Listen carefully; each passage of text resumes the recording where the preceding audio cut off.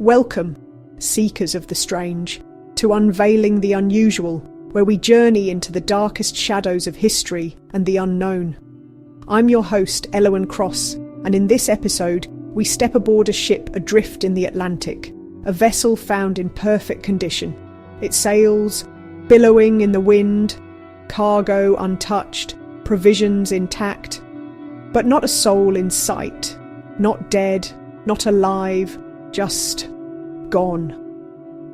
This is Case 9, the ghost ship Mary Celeste, and one of the most chilling nautical mysteries of all time.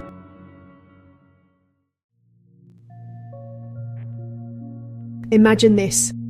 It's December 5th, 1872.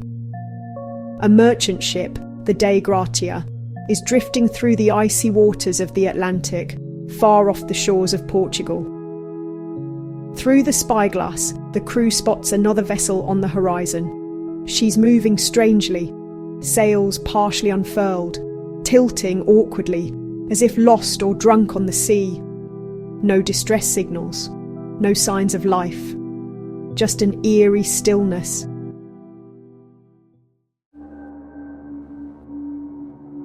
It's December 5th, 1872. The British brigantine Dei Gratia is sailing west of Portugal when its crew spots a ship in the distance.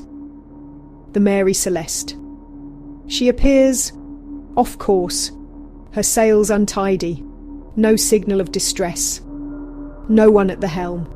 Captain David Morehouse sends a boarding party. As they climb aboard, they expect the worst. Signs of violence maybe. A shipwrecked crew. But what they find instead is infinitely more disturbing.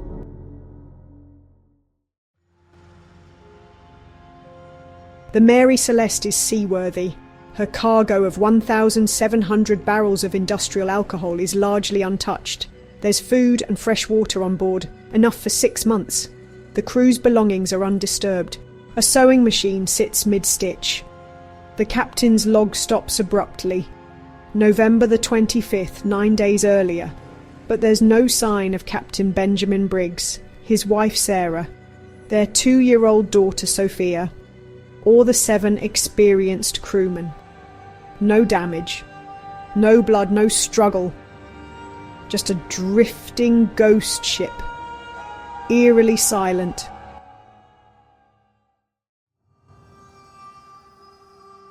Captain Briggs was no reckless seafarer. By all accounts, he was cautious, devout, and widely respected. He had invested in the Mary Celeste with high hopes of beginning a new chapter. Taking his family aboard was unusual, but not unheard of. The ship left New York on November 7th, 1872, bound for Genoa, Italy. Calm seas, a seasoned crew, and no hint of trouble ahead. So what could make all 10 people vanish without a trace, leaving behind their food, their clothes, and their lives?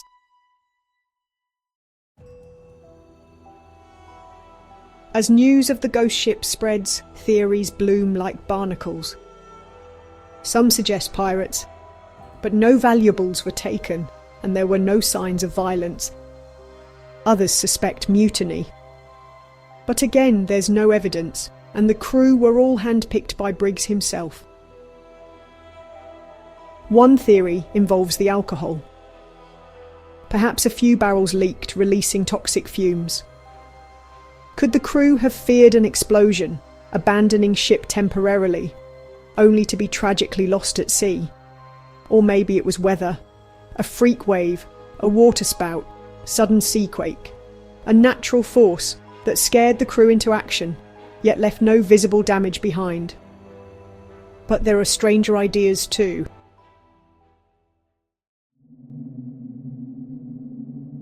Some whispered that the ship was cursed. After all, the Mary Celeste had a troubled past. She was originally named the Amazon, and her maiden voyage ended with the death of her first captain. She collided with ships. She changed hands many times. Some say she carried bad luck in her hull.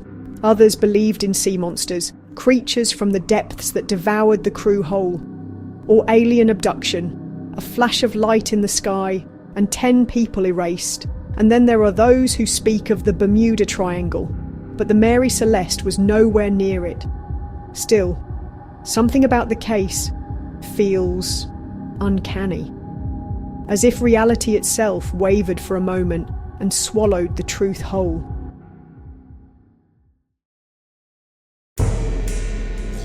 When the Dei Gratia returned the ghost ship to Gibraltar, a salvage hearing was held.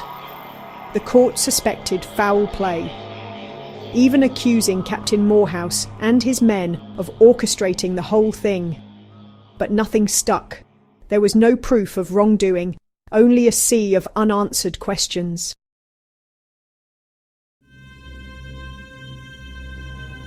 The new owners never found peace.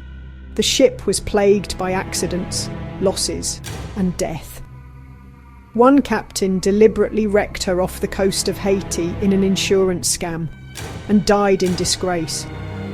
By 1885, the Mary Celeste had vanished beneath the waves, taking her secrets to a watery grave. But her story didn't end there.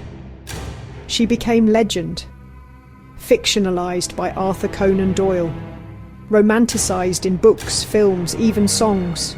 But the real mystery, the one that began with 10 vanished souls, was never solved.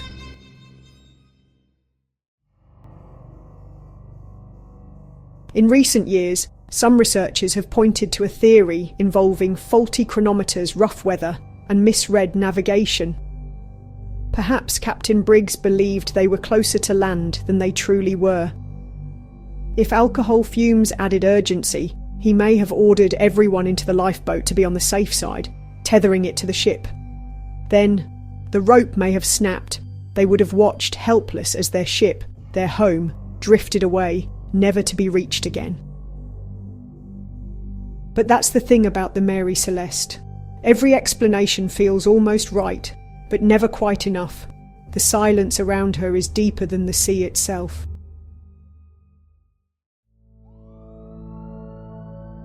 So, what do you believe? Was the Mary Celeste a victim of human error, bad luck, or nature's wrath? Or was it touched by something stranger, something beyond explanation? And what would you have done, standing on that deck, faced with a creeping dread and an empty horizon?